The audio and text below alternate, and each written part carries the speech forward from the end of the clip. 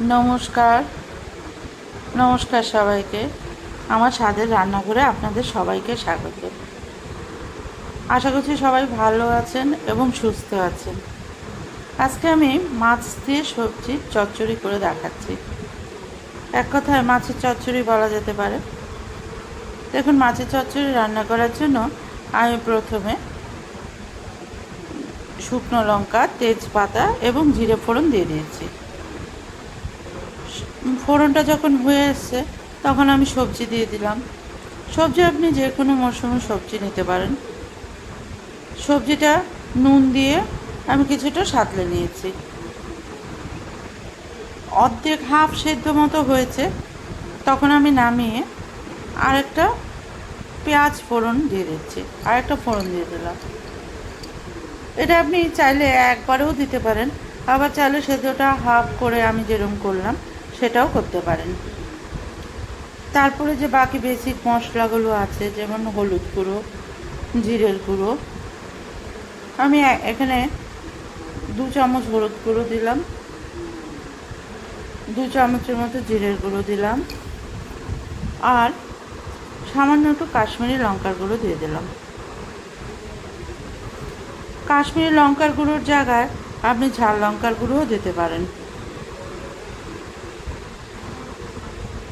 আপনারা যদি যে যেমন ঝাল খান সেই অনুপাতে দিতে পারেন। যদি ঝাল বেশি খান তাহলে ঝাল লঙ্কার গুঁড়ো দেবেন, আর যে কালারের জন্য কাশ্মীরি লঙ্কার গুঁড়ো দিতে পারেন।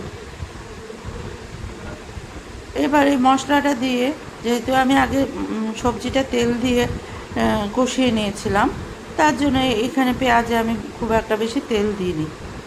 আমি এবার হালকা একটু জল দিয়ে পেঁয়াজটাকে ভালো করে কষিয়ে নেব।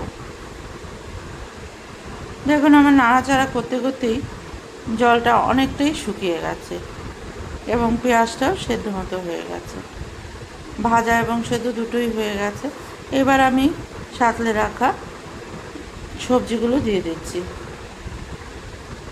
এই সবজিতে আমার আজকে কাটাটা একটু গোল গোল টাইপের হয়েছে, কিন্তু সবজিটা যদি একটু লম্বা করে কাটেন তাহলে দেখতে একটু ভালো হয়। চচ্চড়িতে মেনলি ডাঁটা, পটল, ঝিঙ্গে এসব দিলে চচ্চড়িটা ভালো হয়। এবার আমি মশলাটাও দেওয়া হয়ে গেছে, মশলার মধ্যেই আমি সবজিটা দিয়ে দিয়েছি। এবার কষাতে থাকবো এবং মাছটা দিয়ে দেবো। আমি মৌরলা মাছ ভেজে রেখেছিলাম আগে, সে মাছটা এখন সবজিতে দিয়ে দিলাম। এখন আমি কষতে থাকবো।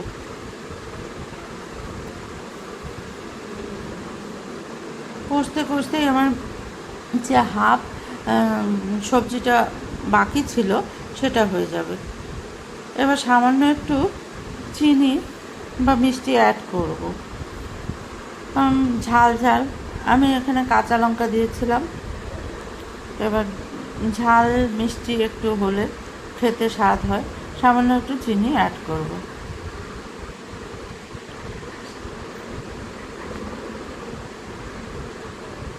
দেখুন, আমি এই পর্যায়ে যেহেতু হয়ে এসছে সবজিটা, ওই জন্য নাড়াটা বন্ধ করলে হবে না। নাড়াটা বন্ধ করলে পুড়ে যাওয়ার সম্ভাবনা বেশি থাকে। ওই জন্য চিনিটা দিয়ে কন্টিনিউ নাড়াতে হবে। চিনিটা একটু জল রিলিজ করবে।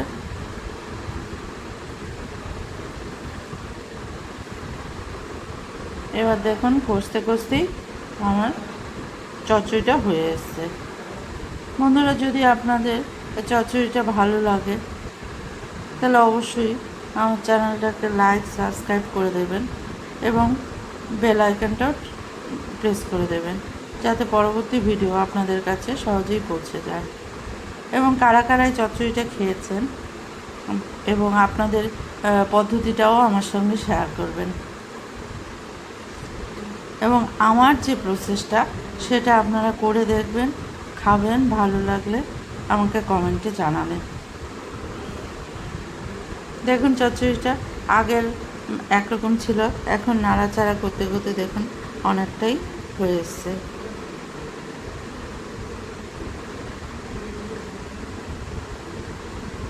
এবার চচ্চড়িটা আমি নামিয়ে নিচ্ছি। টাটা বন্ধুরা, পরবর্তী ভিডিওতে আপনাদের সঙ্গে আবার দেখা হচ্ছে। আপনারা কমেন্টে অবশ্যই আমাকে জানাবেন। আর এতক্ষণ আপনাদের মূল্যবান সময়টি দেওয়ার জন্য ধন্যবাদ।